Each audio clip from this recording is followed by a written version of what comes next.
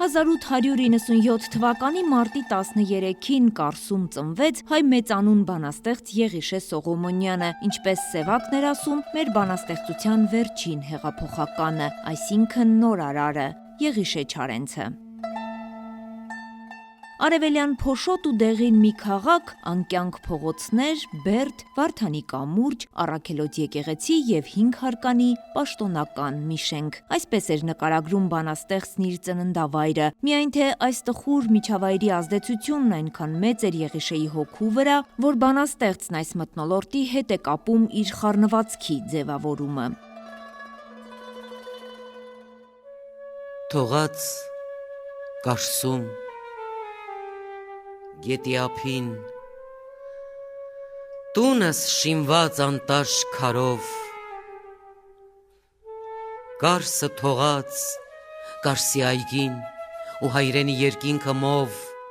Առանց շարունակական կրթության տակավին երիտասարդ Եղիշեն սկսեց ստեղծագործել ու իր անջնջելի հետքը թողեց հայ գրականության ամենավառ էջերում։ Չարենցի գրական կյանքը շատ բուռն է սկսվել, դեռ 15 տարեկան հասակում նա արդեն ստեղծագործում էր ու առաջին հենց ստեղծագործությունը այդ ժամանակ հրատարակեց պետականորեն Պատանի ալմանախում, Թիֆլիսում էր այդ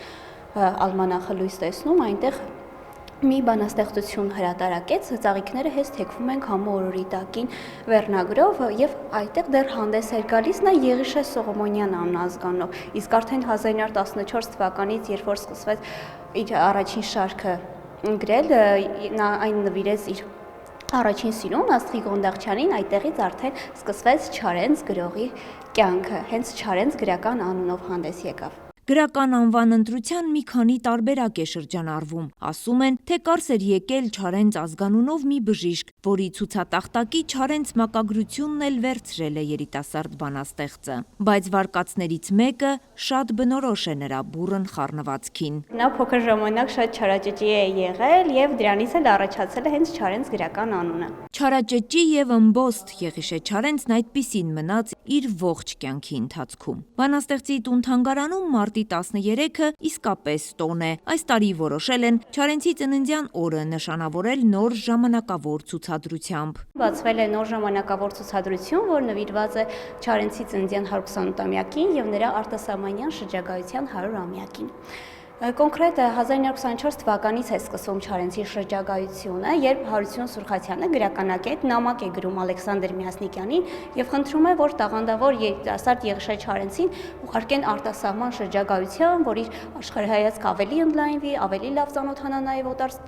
հեղինակներին, օտար մշակույթներին եւ այդպես ավելի կարևոր դեր կունենա իր կյանքում նաեւ շրջագայությունը եւ այդպես ավելի լավ կստեղծագործի։ 7 ամիս տևած շրջագայության ամենավառ էջերը Իտալիայի հետ են կապված, ասում են չարենցագետները, ցուցադրությունն էլ ասվածի ապացույցն է։ 1924 թվականի նոյեմբերի 17-ին Թիֆլիսում բանաստեղծը ստանում է արտասահմանյան ճանապարհորդության անձնագիրը։ 25 թվականի մարտի 14-ին Եղիշե Չարենցը մի թերթիկի վրա գրառում է անում «Սքանչելի քաղաք է Վենետիկը»։ Վենետիկում բանաստեղծը ծանոթանում, մտերմանում է բանկիր Ժորա Զաքարյանի հետ։ Վենետիկում Չարենցը հանդիպում է Ավետիք Իսահակյանին, նույնիսկ պատմական հանդիպման նկարն է պահպանվել։ Վենետիկյան մեկամսյա մտերմության մասին է խոսում լուսանկարը, լուսանկարն արվել է Սուրբ Մարկոսի հրապարակում, որի մասին Իսահակյանը հետագայում հիշում է, ասում է Սուրբ Մարկոսի հրապարակում կային աղավնիներ։ Կառավարությունը թույլ էր տալիս, որպեսզի վաճառեն հունդեր, սերմեր, որպեսզի գնեն եւ կերակրեն աղավնիներին։ Իսկ հունդերսը գնելը եւ կերակրելը զբոսաշրջիկների սիրած գործերից մեկն էր։ Այդտեղ էլ այդ օրը, երբ պատտվում էին Սուրբ Մարկոսի հրապարակում, Չարենցն ու Իսահակյանը կերակրում են աղավնիներին։ Լուսանկարվելու ընթացքում մի աղավնի գալիս եւ նստում է Չարենցի ձեռքին։ Իսահակյանն ասում է Չարենցը բախտավոր եղավ։ Ոսկեծայր գրիչ վերածննդի դարաշրջանի հայտնի նկարների կրկնօրինակներ ու հուշանվերներ։ Վենետիկից բերված իրերը ավելի զարդարեցին առանց այդ էլ նրբաճաշակ բանաստեղծի տան պատերը, ասում է Անուշ Թասալյանը։ Բացի անձնական իրերը, որոնք հարստացրեցին ճաշակավոր բանաստեղծի տունը,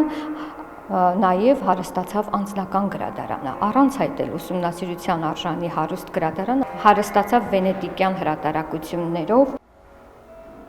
Վենետիկյան շրջագայությունը Չարենցի ստեղծագործական կյանքում մեծ հետք թողեց, մինչ այսօր էլ նրա ստեղծագործությունները շարունակվում են թարգմանվել իտալերեն։ Արևիկ Սարդարյան, Կարապետ Կարապետյան, Արմալուր։